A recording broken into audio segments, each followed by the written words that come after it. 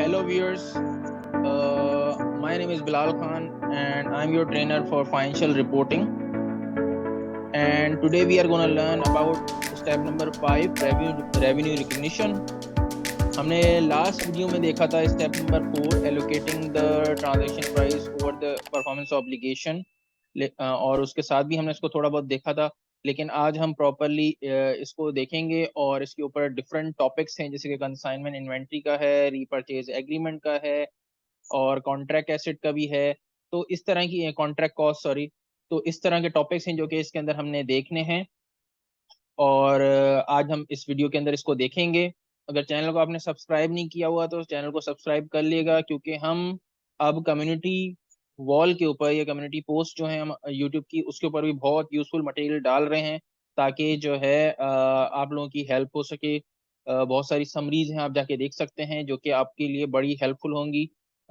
ख़ास तौर पे जब एग्ज़ाम से एक दो दिन पहले वो आपके लिए बड़ी हेल्पफुल होंगी। वीडियो को आखिर तक देखिएगा, क्योंकि मैं बहुत ज़्यादा exam focus point during the video बताता हूं, तो वीडियो को लास्ट तक देखिएगा। तो आए शुरू करते हैं। स्टेप नंबर 5, जैसा कि हम लोगों को पता है कि रेवेन्यू रिकग्निशन है या रिकग्नाइजिंग रेवेन्यू है या रिकॉर्डिंग रेवेन्यू भी आप कह सकते हैं। ये हमने लास्ट वीडियो में थोड़ा बहुत देखा था, लेकिन इसमें भी दोबारा से इसको यहाँ से देखेंगे और आगे बढ़ेंगे। रेवेन्यू इज रिकॉग्नाइज्ड व्हेन और as entity satisfy a performance obligation by transferring a promise goods और सर्विस टू अ कस्टमर। ये हमने ऑलरेडी वीडियो में समझा हुआ है, तो आप जाके वीडियो के लास्ट में अगर आप देखेंगे तो आपको इसकी डेफिनेशन होगी। मैं दोबारा यहाँ एक्सप्लेन नहीं कर रहा।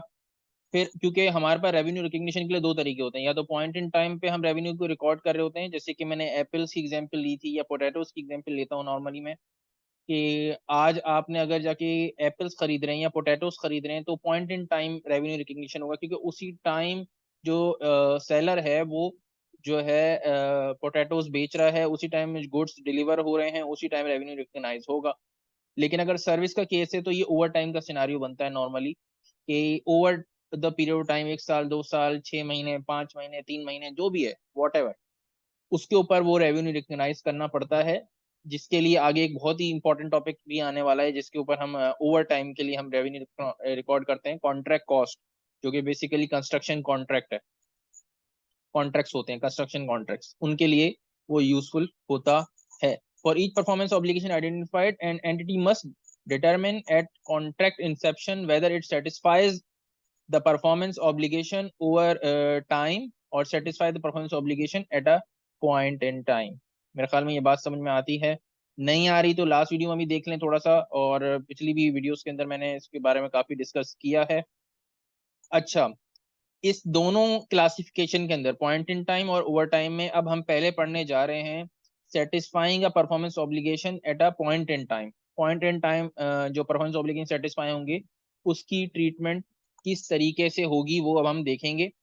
If a performance obligation is satisfied at a point in time, then entity must determine the point in time at which a customer obtains control of a promised asset। Revenue recognition में transfer of control is a very important thing, कि जैसी transfer of control होगा तो revenue हमने recognise करना होता है। अब सर्विसेज के अंदर नॉर्मली ट्रांसफर कंट्रोल साइमल्टेनियसली आ रहा होता है, फौरन नहीं आ रहा होता। इस वजह से हम उसका रेवेन्यू भी, आपने देखा होगा पिछले जो हमने एग्जांपल्स की थी पिछली वीडियोस के अंदर, जो सर्विसेज दे रहा था वो साथ में अप्लायंसेस के या इलेक्ट्रॉनिक कोई भी आइटम था, तो वो ओवर टाइम रिकॉर्ड कर रहे थे, क्योंकि सर्विसेज की जो डिलीवरी है या जो सर्विस डिलीवर हो रही है वो ओवर टाइम डिलीवर होती है, इसलिए हम उसको ओवर टाइम में ले रहे होते हैं, तो कंट्रोल भी उसका ओवर टाइम ही डिलीवर हो रहा होगा। तो इसलिए कंट्रोल इज वेरी इंपॉर्टेंट, और कुछ मैं यहाँ पॉइंटर्स बताने वाला हूँ जो कि ट्रांसफर ऑफ कंट्रोल के इंडिकेशन हैं, ये आपने याद कर लेने हैं। ये एग्जाम फोकस पॉइंट इसको आप कंसिडर कर सकते हैं। मैं यहाँ लिख भी देता हूँ एग्जाम फोकस पॉइंट, अभी मैं इस पे आया नहीं हूँ, लेकिन मैं क्योंकि मुझे याद आ रहा है तो मैं लिख रहा हूँ। तो आपने ये याद कर लेना है इस तरह के पॉइंट्स, जिस तरह के पिछले भी मैंने क्राइटेरियाज बताए हैं, जैसे कि स्टेप नंबर 1 के अंदर कुछ क्राइटेरिया थे, स्टेप नंबर 2 के अंदर कुछ क्राइटेरिया थे, शुरू में स्टेप्स थे, ये सारे आप याद कर लें। इससे क्या होगी, आपको कुछ आसानी होगी, क्योंकि हमें कुछ पॉइंट्स याद करना जरूरी है, अदरवाइज हमारे लिए प्रॉब्लम हो सकती है। अच्छा, control of an asset refers to the ability to direct the use of, ये आ गई कंट्रोल ऑफ एन एसेट की डेफिनेशन।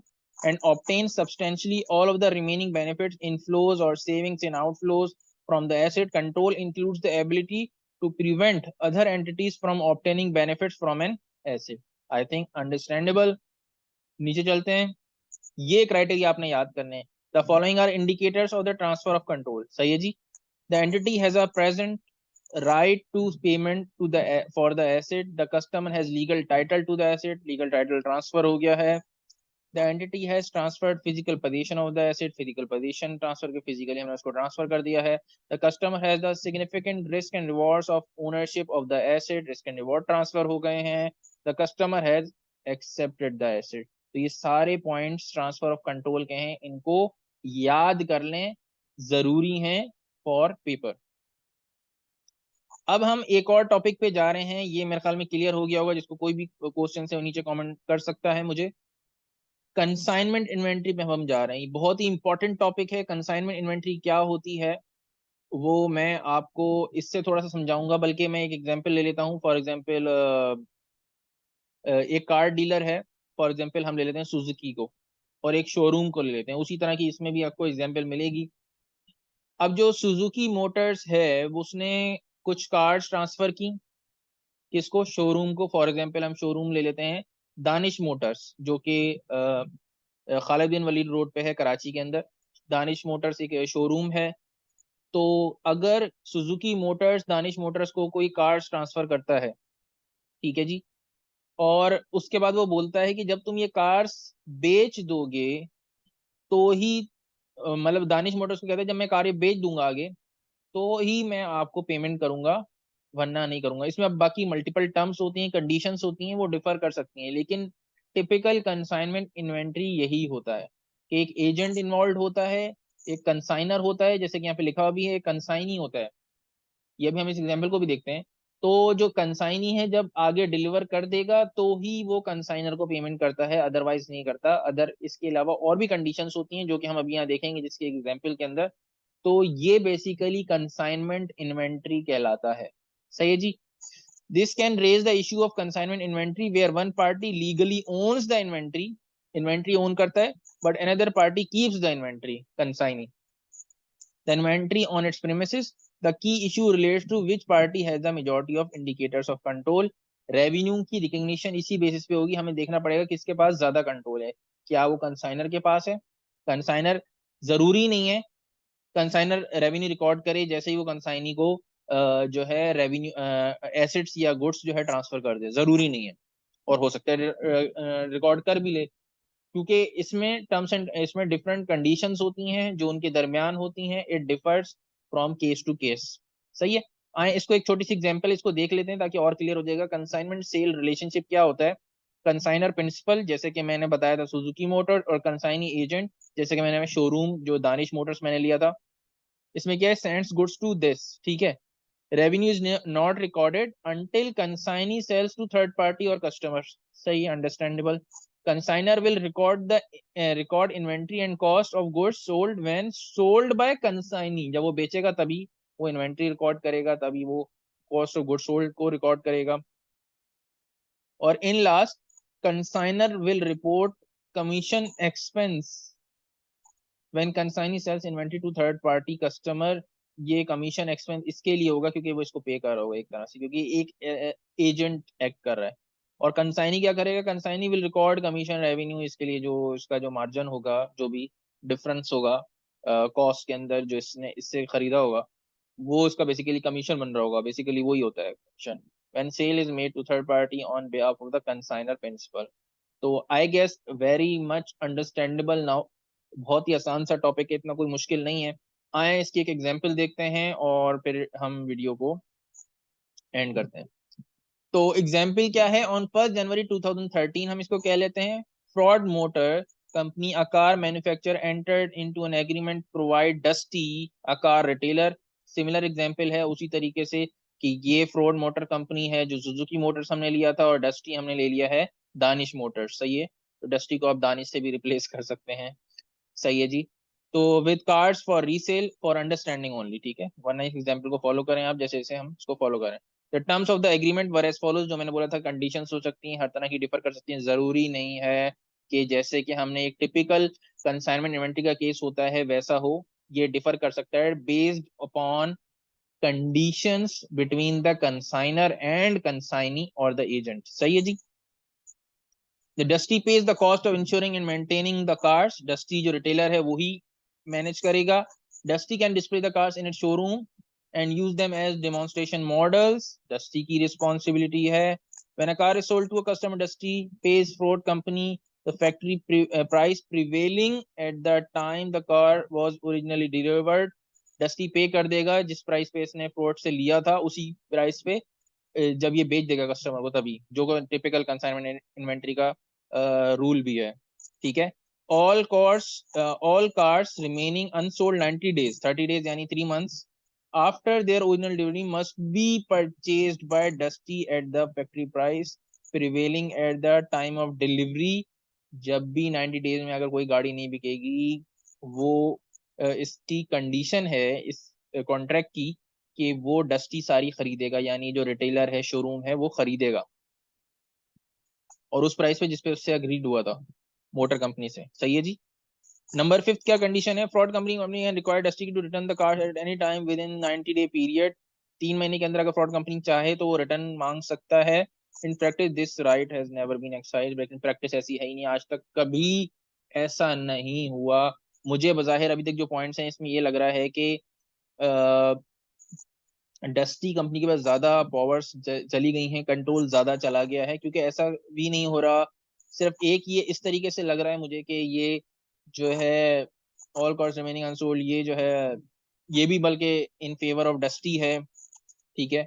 ये सिर्फ एक कंसाइनी का है, बाकी क्लास पॉइंट भी पढ़ लेते हैं, देखें। मुझे बज़ाहिर ऐसा लग रहा है कि ये डस्टी के पास कंट्रोल चला गया है, एजेंट के पास बेसिकली चला गया है। तो मैंने जैसे कहा था कि जरूरी नहीं है कि रेवेन्यू आप रिकॉर्ड ना करें।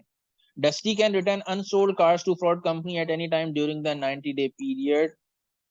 जितनी अनसोल्ड है विद इन 90 पीरियड ट्रांसफर कर सकता है विदाउट पेनल्टी, कोई पेनल्टी भी नहीं है। In practice this has never happened. Again dusty के पास पावर ज्यादा चली गई है। एट 31 दिसंबर 2013, इस साल के आखिर में, the agreement is still in force and Dusty holds several cars which were delivered less than 90 days earlier. काफी सारी इसने डिलीवरी की है विद इन 90 डेज। तो हमसे सवाल क्या है? How should these car be treated in the financial statements of dusty for the year ended 31 दिसंबर 2013? आप बताएं, डस्टी जो कि शोरूम है, कार रिटेलर है, उसकी फाइनेंशियल स्टेटमेंट्स के अंदर किस तरीके से एसेट्स रिकॉर्ड होंगे, यानी फाइनेंशियल स्टेटमेंट्स, और रेवेन्यू क्या रिकॉर्ड होगा या नहीं होगा, जो भी है वो हमने आइडेंटिफाई करना है। तो आए इसका सॉल्यूशन देखते हैं। मैंने ऑलरेडी हर चीज़ यहाँ पे की हुई है ताकि हमारा टाइम सेव हो सके। ये विद इन वीडियो हमारे पास इतना टाइम नहीं होता कि हम फौरन से इसको कैलकुलेट करें। So I have already done for you. So let's start solution. The key issue is whether Dusty has purchased the car from fraud company or whether they are merely on loan. जैसे consignment होता है, loan ही होता है एक तरह का, कि आपने दिया, आप जब होगा तो आप अब दोगे, जब बेचोगे आगे तो ही आप पे करोगे। तो हमें ये आइडेंटिफाई करना है बेसिकली इन पॉइंटर्स से। तो यही कह रहा है ये। In order to decide whether or not Dusty has purchased the cars, we need to determine whether control has passed from fraud company to Dusty. In other words, whether Dusty is receiving the benefit of holding the cars and exposed to the risk inherent in those benefits. सही है जी। Fraud company can demand the return of the cars. Dusty is able to return them without paying a penalty. सही है जी। Dusty suggests that does not have automatic right to retain or to use them. They say that Dusty does not have the automatic right to retain or to use them. सही है जी। Dusty incurs the cost of insurance and maintenance cost normally associated with holding inventories. सही है जी। The purchase price is the price at the purchase price is the price at the date the cars were first delivered. This suggests that the sale actually takes place at a delivery date. Delivery date पे cell हो गई है। Because it is Dusty that will benefit from any price rises or and suffers if the, क्योंकि price भी fix हो गई ना, तो डिलीवरी डेट के ऊपर प्राइस थी वो ही जो है यूज हो रही है, तो प्राइस भी एक तरह से फिक्स हो गई। तो अब कोई भी बेनिफिट होता है, गेन होता है या लॉस होता है, दोनों डस्टी का रिस्क एंड रिवॉर्ड भी एक तरह से ट्रांसफर हो चुके हैं। It appears that the both party experience the risk and benefits. कुछ पॉइंटर्स हैं जो कि फ्रॉड में है, लेकिन मुझे ऐसा लग रहा है इस सोल्यूशन के अलावा कि डस्टी के पास ज्यादा पावर है। However, although the agreement provides for the return of the goods at the either party request, in practice this has never happened. ये भी नहीं हुआ। पास्ट प्रैक्टिस भी बहुत ज्यादा इंपॉर्टेंट होती है जब भी हम इस तरह के सिनारियोज देख रहे होते हैं। Past practice is very important. तो आपने एग्जाम में भी देखना है कि पास्ट प्रैक्टिस कहीं ऐसा तो नहीं है पास्ट प्रैक्टिस में कभी कुछ नहीं है लेकिन वो कुछ लिख रहा है, तो अगर पास्ट प्रैक्टिस में नहीं है तो आप कंसिडर नहीं करेंगे कि पास्ट में ऐसा कभी नहीं हुआ, तो आप उसको बेस बना के भी अपना आंसर कर सकते हैं। कंक्लूजन, द कार आर, ये भी देखें यही बोल रहा है, द कार आर एसेट्स और डस्टी, क्योंकि एक तरह से कंट्रोल पास हो चुका है, रिस्क एंड रिवॉर्ड भी तकरीबन उसी के हैं, and should be included in its statement of financial position. Therefore, fraud motor company will recognize revenue when the cars are dispatched to Dusty. तो फ्रॉड कंपनी रेवेन्यू रिकॉग्नाइज कर सकता है जब डिलीवरी हो गई थी। तो ये था हमारा consignment inventory. In our next video we are going towards another topic related to revenue recognition, that is repurchase agreements. तो हम अपनी नेक्स्ट वीडियो में उसके ऊपर जाएंगे। अगर आपके कोई भी इसमें क्वेश्चन एंड क्यूरीज हैं तो आप नीचे कमेंट कर सकते हैं, कुछ भी समझ में ना आया हो नीचे आप पूछ सकते हैं। चैनल को अगर आपने लाइक शेयर और सब्सक्राइब नहीं किया हुआ, वीडियोस को लाइक ज़रूर कर दिया करें, इससे एक तरह से मेरे लिए भी मोटिवेशन होती है और मेरे अंदर और मोटिवेशन आती है कि मैं आपके लिए और वीडियोस बनाऊं।